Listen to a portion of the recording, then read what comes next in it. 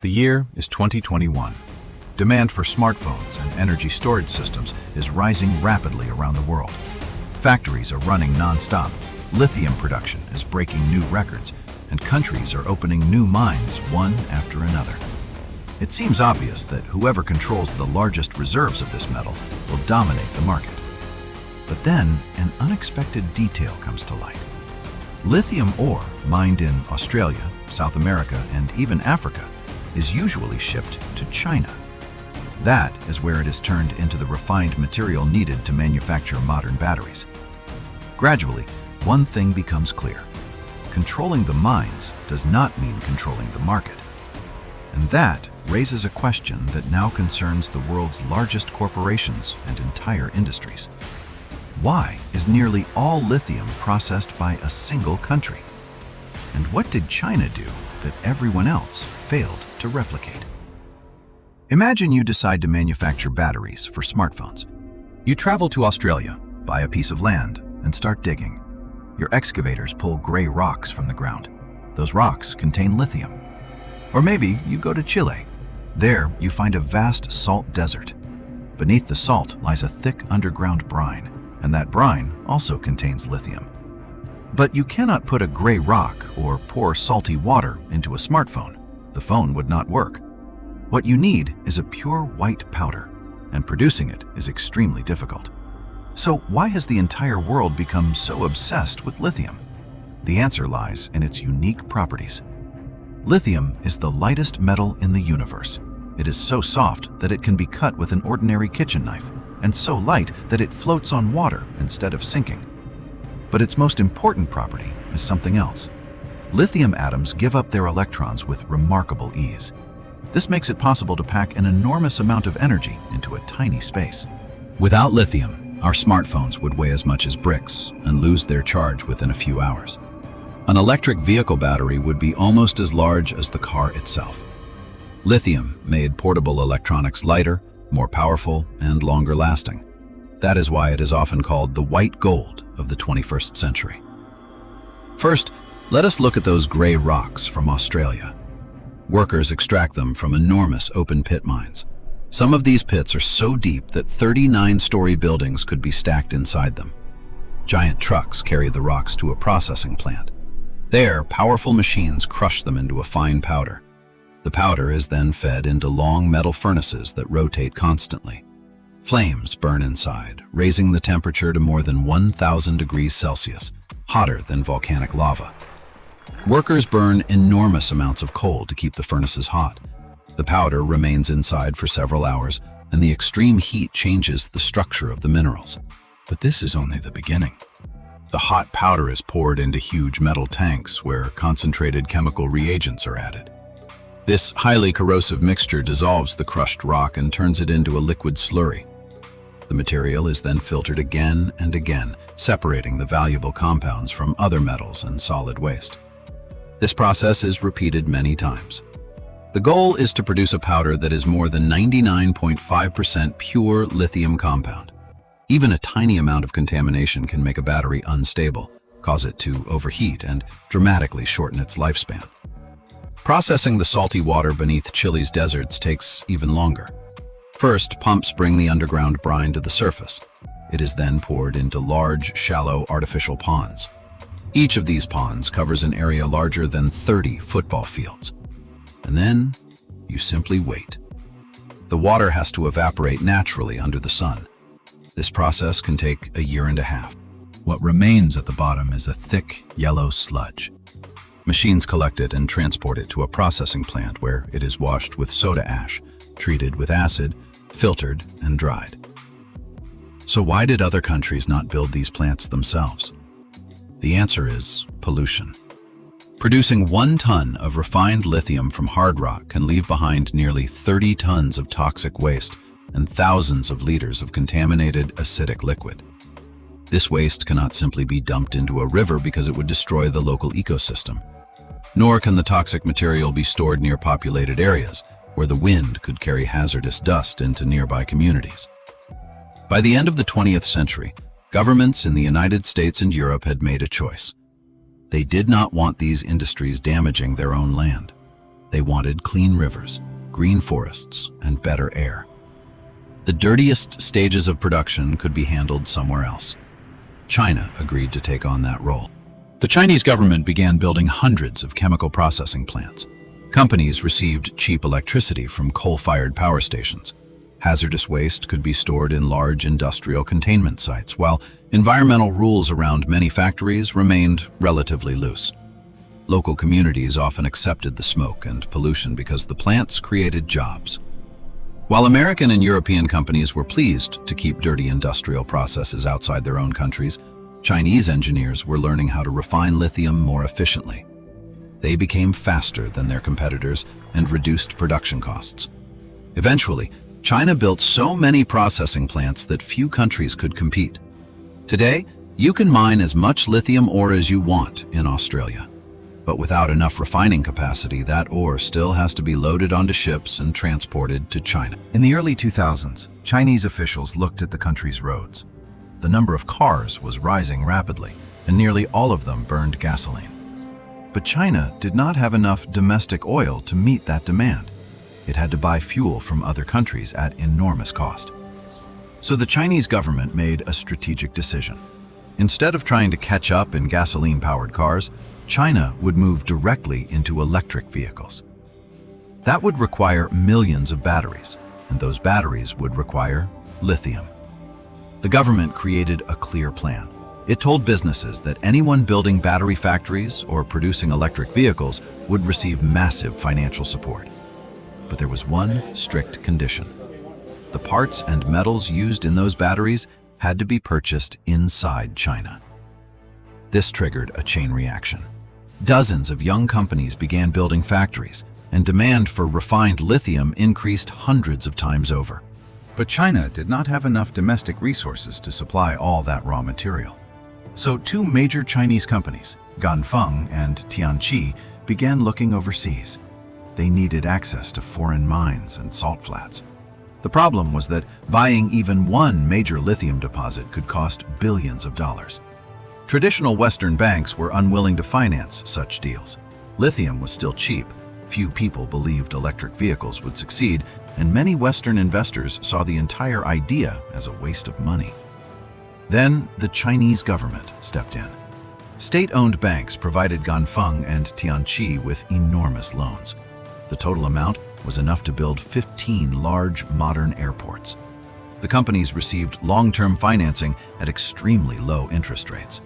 They did not have to repay the money immediately, which meant they could invest billions without worrying about short-term returns. And that is exactly what they did. In 2012, Tianqi arrived in Australia. There, Tianqi acquired a controlling stake in the massive Greenbushes mine.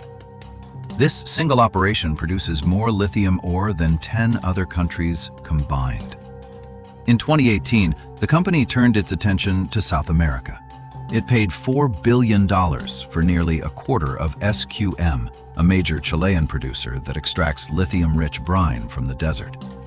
At the same time, Ganfeng was buying stakes in mines across Argentina, Africa, Canada, and Mexico. Chinese companies moved quickly. Whenever a foreign mine ran into financial trouble and came close to shutting down, Chinese investors arrived with cash. They signed long-term supply agreements, requiring those mines to send most or all of their lithium production to China for as long as 20 years. Meanwhile, enormous refining complexes were being built inside China. Massive plants appeared in provinces such as Sichuan and Jiangxi. Some of their production halls covered an area equal to 30 football fields. Trains delivered ore from around the world day and night. Because these facilities processed millions of tons of material at once, the cost of refining each kilogram of lithium fell dramatically. No American or European plant could produce battery-grade material at the same price. In the end, China created a trap for the rest of the world. Other countries believed they controlled the market because the mines were located on their territory, but they had already fallen behind. Contracts had been signed, ownership stakes had been purchased, and ships loaded with ore were already sailing toward Chinese ports. Western countries suddenly realized that they could not manufacture a single battery without relying on China. Now imagine that you build a lithium refinery in Europe or the United States. You want to compete with Chinese producers. You hire workers and purchase raw materials. But then you run into reality. In the West, every stage of production is separated by thousands of miles. The ore is mined in one country, refined in a second, turned into battery components in a third, and assembled into a finished battery in a fourth. Transportation takes months, and moving all that material by ship and rail costs a fortune. China built something completely different. One continuous industrial production chain. A massive port receiving ships loaded with ore is located next to a lithium refinery. Across the road stands a factory that produces battery components, and right beside it is a giant automotive plant assembling finished electric vehicles. All of these facilities are located inside the same industrial park. The site is so large that it could easily contain an entire city of 100,000 people. This close proximity saves enormous amounts of money. Chinese companies do not need to seal the refined powder inside specialized containers, load it onto trains, move it to a port, complete customs paperwork, and ship it across the ocean for a week. They simply load the warm, freshly dried white powder onto a truck and deliver it to the neighboring factory 10 minutes later. That alone saves millions of dollars every day. If a Western company tried to build the same kind of fast and efficient production chain at home, it would immediately enter a vicious cycle. The first obstacle would be regulation. Building a standard chemical plant in the United States or Germany requires thousands of documents. Environmental agencies may spend years studying whether construction could harm local birds, insects, plants, or surrounding ecosystems.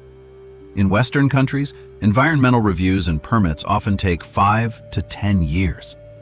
In that same amount of time, Chinese companies can build, open, pay off, and modernize several new facilities. The second obstacle is construction cost. Hiring workers and connecting roads, pipelines, and power lines to a new plant in the United States can cost 3 times as much as it would in China. For the same amount of money, a company in China could build 3 workers, and connecting roads, pipelines, and power lines to a new plant in the United States can cost 3 times as much as it would in China. For the same amount of money, a company in China could build 3 similar facilities and still have enough left to purchase new equipment. The third obstacle is skilled labor. Over 30 years, China has trained hundreds of thousands of specialized workers and engineers. They know how to calibrate industrial furnaces, mix chemicals in the correct proportions, and clean filtration systems without shutting down production. The West simply does not have enough people with this experience. Companies would either have to recruit them from China at enormous salaries or train a new generation from scratch, and that could take another 10 years. Even if a Western investor found billions of dollars, waited for every permit, and finally completed the plant, one last problem would remain. There would be nowhere to buy the raw ore. Most operating lithium mines around the world are already committed to supplying China under long-term contracts signed years ago. A Western refinery could be fully constructed and still sit empty because it had no raw material to process. Every thread leads back to the same center, and this network can no longer be dismantled through ordinary market competition. By 2022, the governments of the United States and Europe realized just how dependent they had become.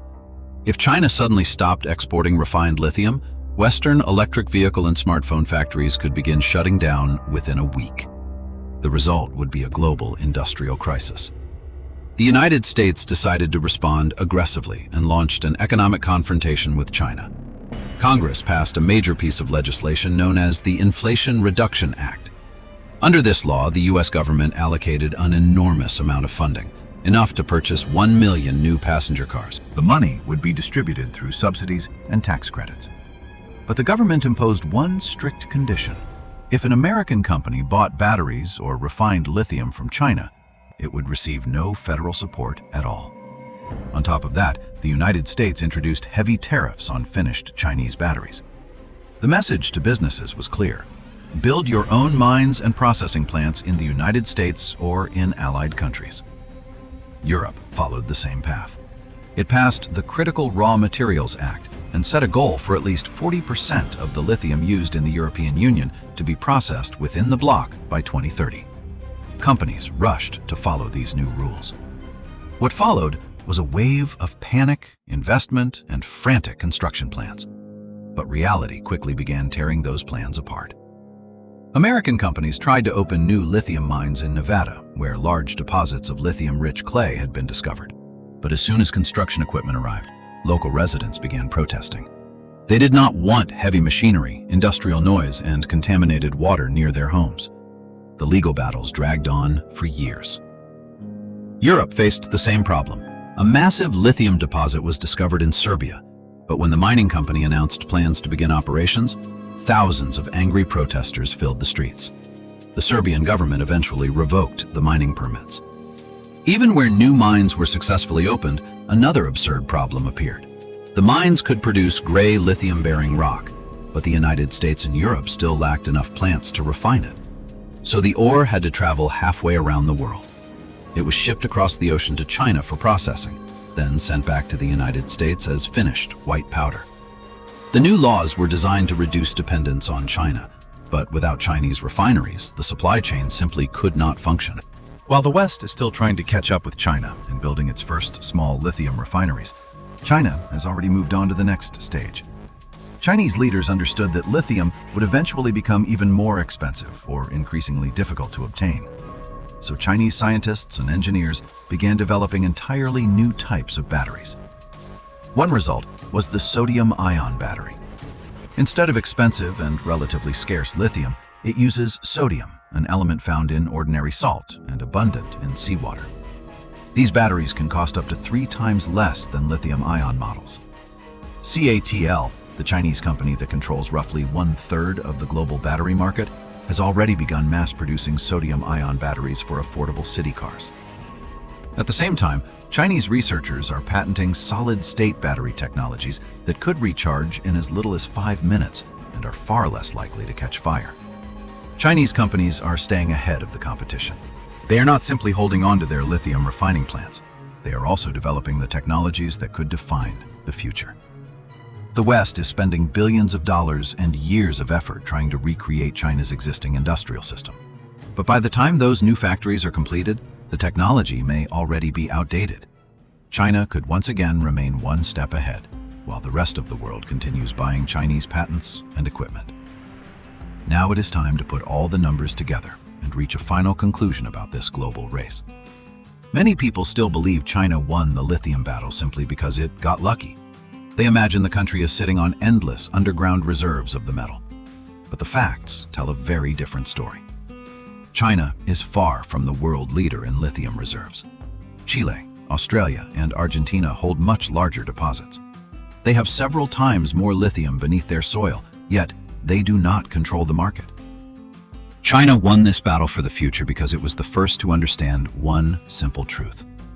In the modern world, owning land rich in natural resources is no longer enough. The biggest profits do not go to the country that mines the ore.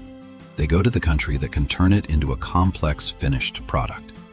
For every dollar Australia earns by exporting raw gray rock, China can earn dozens more by selling refined lithium compounds and finished batteries for smartphones and electric vehicles. Now let us look at the final balance of power. Over 30 years of focused investment, China built a system that is now extremely difficult to dismantle. Chinese companies acquired stakes in major lithium mines and secured long-term supply agreements. The country built hundreds of processing plants that refine more than half of the world's lithium. It trained an entire generation of engineers who understand every stage of lithium chemistry. Most importantly, China connected all of these facilities into one integrated supply chain, where raw material can become a finished battery in a matter of days, without being shipped back and forth across the world. Today, when an American or European automaker wants to launch a new electric vehicle, it runs into a wall. Buying finished batteries without relying on China is extremely difficult. Building domestic factories can mean spending 10 years dealing with permits and lawsuits, paying several times more for construction, and still ending up without enough ore because much of the available supply is already tied to Chinese contracts. Even with billions of dollars, you cannot simply purchase the time, expertise, and industrial experience that China spent 3 decades building. This story reveals the new rules of global politics and business. In the past, Countries became wealthy because they had vast reserves of oil or gold beneath their soil. Today, the rules have changed. The real winners are the countries that build processing plants and develop advanced technologies. China's dominance in the lithium industry is not an accident or a gift of nature. It is the result of a clear government strategy, massive public investment, and a willingness to take on the dirty, difficult work that other countries chose to avoid. The next time you pick up your smartphone, take a look at its thin body. Inside is a small, flat battery. The lithium used in that battery may have been mined from a deep pit in Australia or extracted under the scorching sun of Chile's desert. But the material traveled thousands of miles across the ocean for one reason: to reach the rotating furnaces of Chinese processing plants. There, it was heated, dissolved in acid, purified through countless filters, and transformed into an extremely pure white powder. At a Chinese factory, that powder became part of the battery powering your phone right now. China does not simply mine a metal, it controls the energy supply chain that powers the modern world. And other countries will need many years to recreate the industrial system China spent decades building.